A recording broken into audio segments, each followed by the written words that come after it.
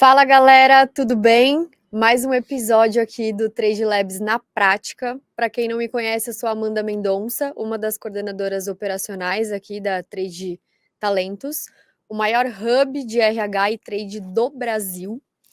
E para quem está chegando agora ou para quem já acompanha a gente, né, esse projeto, esse podcast em si, é desenvolvido para profissionais do trade, para quem não conhece o assunto e quer explorar um pouquinho mais, para quem tem curiosidade, ou enfim, para quem só acompanha aí por hobby ou por entretenimento, tá? Que é isso que a gente quer trazer para vocês, focando em insights relevantes, né? Dentro do segmento que a gente atua, que é trade marketing, e ideias, enfim, trazendo profissionais que são referências aqui para bater um papo com a gente, bem descontraído. E o episódio de hoje, ele tá bem bacana, né? A gente vai falar de comunicação. Então, comunicação é muito amplo, né? O que é comunicação dentro do trade marketing em si? Então, putz, para quem está chegando agora, o que é trade marketing, né? Trade basicamente nada mais é que o marketing para o varejo, né? Então, quando a gente fala de comunicação, a gente está falando de um cartaz ali na frente da loja, de um carrinho ali com produtos dentro, que a gente vê em grandes redes varejistas, né? Em redes de atacado, enfim. É, um apelo, né, mais promocional intensivo, e aí vai variar de rede para rede, de regional para regional, enfim, é um universo tão amplo, mas será que só impacta ali na frente da loja, né? Aonde começa essa jornada de compra, né? Aonde termina? Então a gente trouxe uma pessoa super referência no assunto, um cara que eu admiro demais, já trabalhei anteriormente por um projeto que eu atuava. Hoje a gente se cruzou novamente, né? Então estou super feliz. A gente hoje está com o Cassiano Whittaker, que é o nosso gerente de comunicação. Seja bem-vindo! Obrigado pelo convite, Amanda. Sucesso! Conta um pouquinho aí da Obrigado. sua trajetória, né? Como que História. você começou, o que te induziu aí, porque tem cara de publicitário. Eu brinquei ontem com ele gente. Eu falei, caraca, é muito publicitário raiz, assim, nasceu para isso. Então vamos lá, contar um pouquinho da minha história. Eu sou publicitário de formação, né? Mas eu poderia ter sido engenheiro, né? Como eu comentei contigo, porque dos 17 aos 19 anos eu trabalhei numa empresa de engenharia, mas eu sempre tive esse sonho de seguir com publicidade e propaganda, né? E aí toda a minha carreira se deu em agências de publicidade, né? Ao longo desse tempo, eu também me especializei em design gráfico. Eu pude ali conquistar alguns prêmios, também Popeye, que para quem não sabe, o prêmio Popeye é uma associação que reconhece, né, os principais projetos para o varejo. E depois de uns 8 anos para cá, eu também me formei em trade marketing, tá? Foi aí que eu uni assim um pouco do que eu tinha de experiência de comunicação com o trade. E aí surgiu essa paixão que eu tenho hoje pelo que eu trabalho, pela minha entrega hoje em dia. Você até brincou ontem que teve uma parte que você fez um curso técnico, né? Que foi voltado para a área de O meu TI, né? isso. E aí os amigos todos do Cassiano hoje em dia são De TI. de E TI. eu nunca curti TI. Você Nem fazia a engenharia. capa, né, do trabalho, os Isso, conteúdos, eles tudo faziam visual. conteúdo e eu diagramava e fazia ali o negócio acontecer. Gente, a pessoa nasceu para isso, É, gente. Não tem jeito, não tem jeito, mas muito legal. E aí, para você ver como a vida toma um rumo diferente, né? Enfim, se encontrando, né? É muito legal sim, isso. sim. Muito legal mesmo. E aí, para a gente começar, quando a gente pensa nessa palavra de comunicação, ela pode representar muitas coisas, né? Então, é um universo muito amplo, assim, né? Como eu falei. E aí, voltado para o trade marketing, eu queria que você explicasse brevemente o que é essa comunicação direcionada para o trade, né? Como que Tá. isso funciona? Basicamente, a comunicação voltada para o trade é uma comunicação que vivencia ali a dinâmica do varejo, né? Que entende de ponto de venda, seus desafios, tá? E ela é pensada assim também em ajudar as marcas a obterem melhores resultados no ponto de venda, que no final das contas é vender mais. Mas não só vender mais também, né? Em melhorar ali a experiência de compra do consumidor final. tá? Basicamente é isso. Hoje em dia, eu atuo de 2 maneiras, né. Uma é dando suporte ali às áreas de trade da indústria, tá. Então ali com os desafios, comerciais do trade, né. E aí a outra frente seria uma atuação junto às operações de trade, tá. E aí buscando sempre agregar valor, né, de comunicação, junto às operações e junto ao cliente. Legal. E puxando esse assunto, das marcas do cliente em si, né, porque basicamente é uma extensão ali da comunicação no ponto de venda, Sim. como que as indústrias conseguem extrair o melhor em termos de comunicação, para conseguir se destacar, para desenvolver um material legal? Porque, a gente sabe, trabalhando com trade, né, Sim. muita coisa mudou, principalmente em termos de tecnologia. Então dá para explorar um pouco mais, dá para brincar um pouco mais. Como que elas conseguem usufruir ali, extrair o melhor para conseguir se destacar? Hoje em dia, assim, o céu é o limite, né. Mas no trade o problema, que sempre vai existir é de fechar a conta ali, né, de uma implementação de um material, por exemplo, um material LED num ponto de venda, algo que chame mais atenção, né, para melhorar sempre a experiência de compra, que esse é o desafio, mas, sempre como implementar isso e não ser um custo muito alto no em toda a operação, tá. Então, assim, inovação existe, mas sempre tem esse desafio ali de como implementar essas inovações. E aí, para chamar atenção no ponto de venda, né, todo tipo de ação é válido, né, e é o grande desafio, né, principalmente da sua área. Sim. Então a gente encontra, hoje em dia, uma amplitude de possibilidades muito grande, né.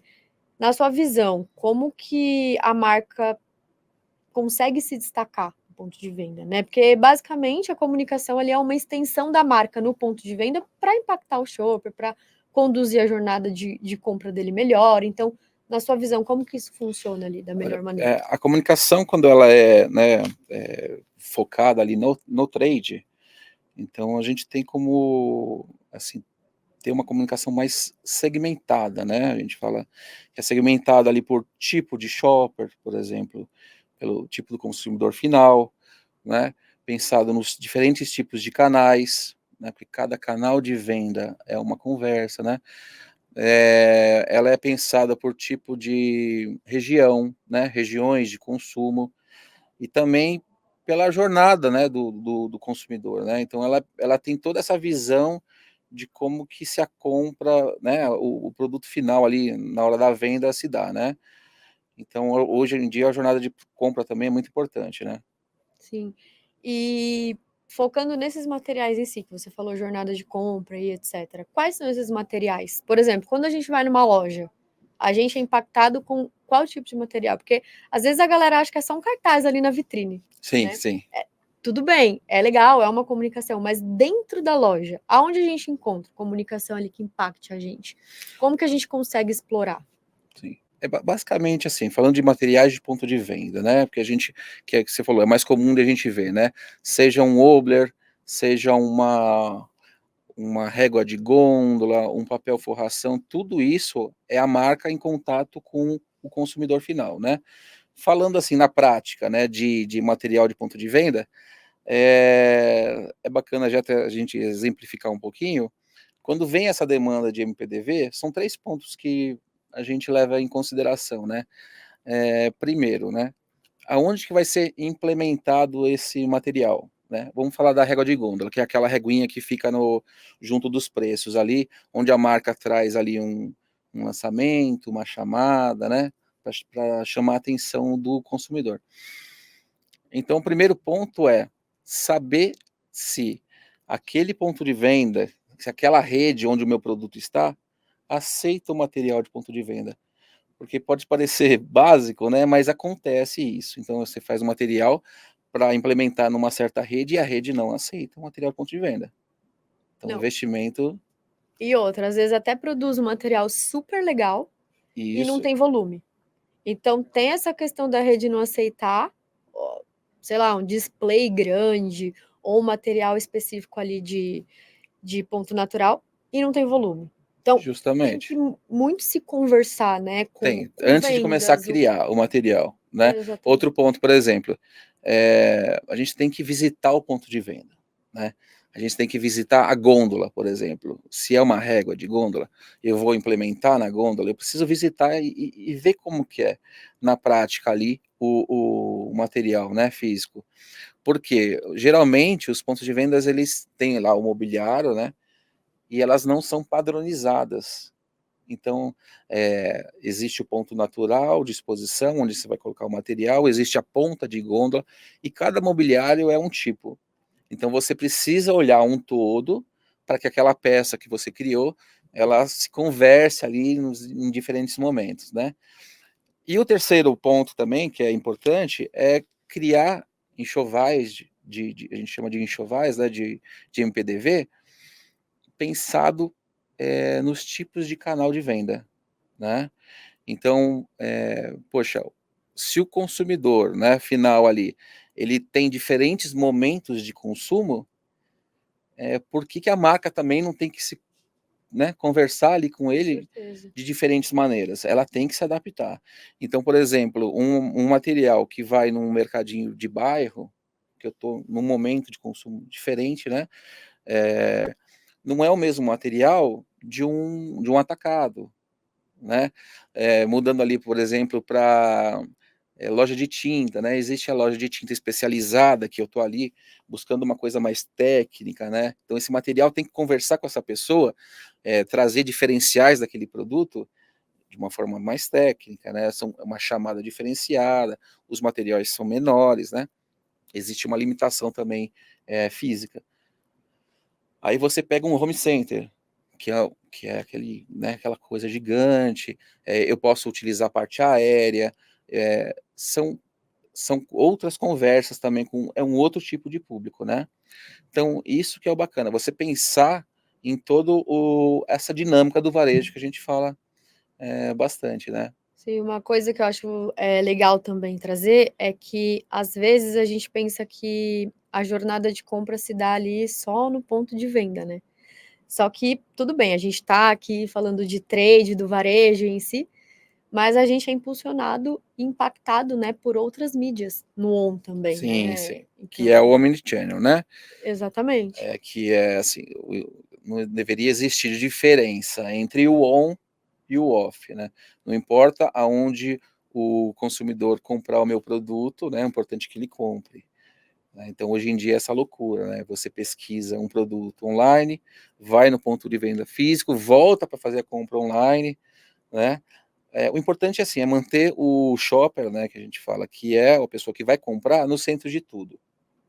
Exatamente. É você olhar, ter essa visão de que o shopper está no meio, então ele vai ser impactado de diversas maneiras, o importante é meu esforço de venda ali, tá, seja no on, seja no off. Tem uma coisa que eu gosto muito, eu não sei qual que é a sua preferida, mas eu amo e dou muita credibilidade para as marcas que já atuam assim, que é você comprar online e conseguir trocar na loja. É uma coisa tão básica, né, que às vezes a gente está falando, beleza, tem operador logístico e enfim, sistemas diferentes às vezes, mas essa Sim. questão do omnichannel que você falou, eu dou muita credibilidade, porque, gente, é uma mão na roda, né.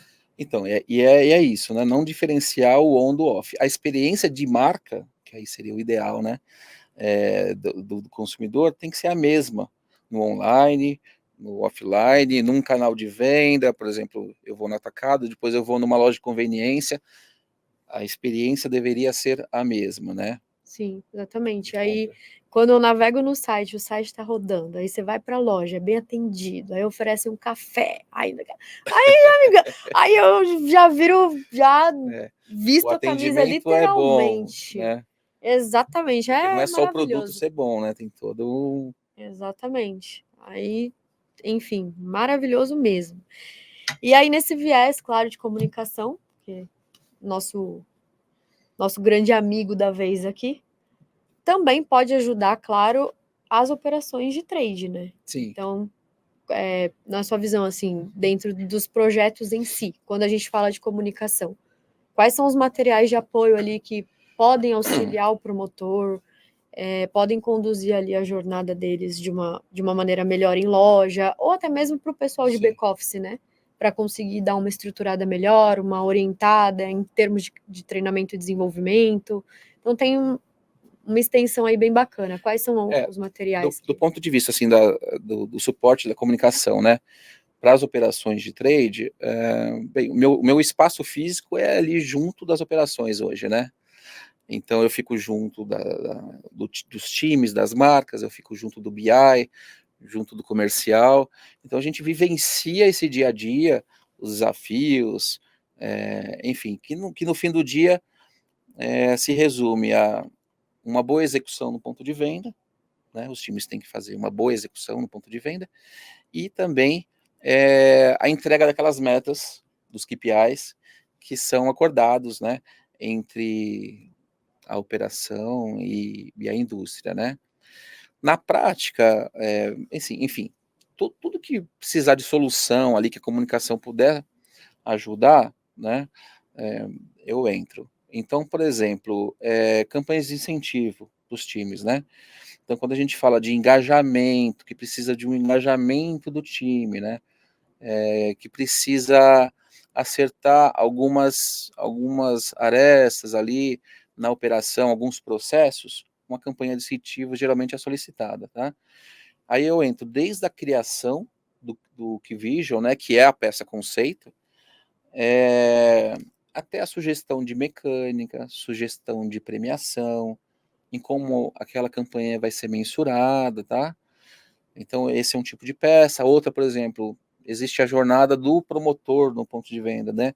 Da sua chegada de loja até a saída de loja. Então, ele sabe as tarefas deles, mas a gente pega isso e transforma em algo mais lúdico, tá? Para facilitar ali a vida do promotor. Que mais?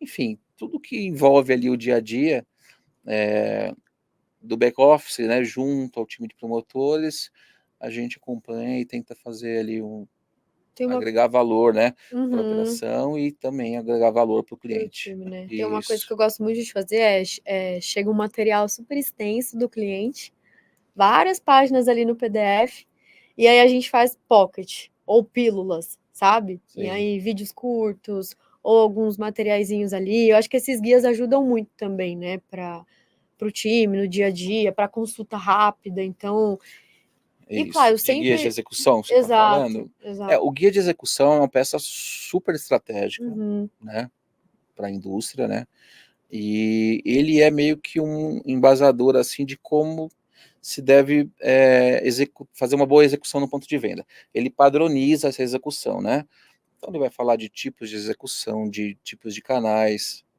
enfim, é muito estratégico, e isso é importante também para a operação poder cobrar ali, né, essa padronização no PDV. O que a gente faz muito também é pegar, às vezes, um guia que é muito extenso e transformar ele de uma maneira mais, assim, acessível, né, e mais... Uma linguagem também melhor para o promotor, no ponto de venda, ele visita vários pontos de venda, né, durante o dia, então é uma coisa muito dinâmica. Então a gente precisa facilitar a vida dele, né? Sim. Porque, enfim, é nosso maior bem aqui, exatamente, né? O promotor de vendas, né? Exatamente. E aí, só puxando o último gancho, do Cassiano vai me bater, que não estava na pauta. Mas só pra gente não esquecer, que eu acho muito importante, porque eu vejo, sem julgamentos, tá, gente? Mas eu acho que às vezes a gente esquece. Mas é tão importante fidelizar diagramação, a disposição do texto, o KV, sabe, tudo isso é muito importante. Então, quando a gente fala de criação de conteúdo, né, claro que você com todo o know-how, toda a expertise, vai conseguir conduzir melhor. Mas para finalizar, assim, queria que você só trouxesse algumas diquinhas. Produzir um conteúdo básico, assim, o que tem que olhar, como deve fazer, mas sem muita profundidade, tá? Só dicas básicas. Sim, essa parte de design, né? Design gráfico, né? Exatamente. Que eu gosto muito também. Mas, enfim, basicamente, quanto menos coisa você colocar, melhor, né? Então, o famoso menos é mais.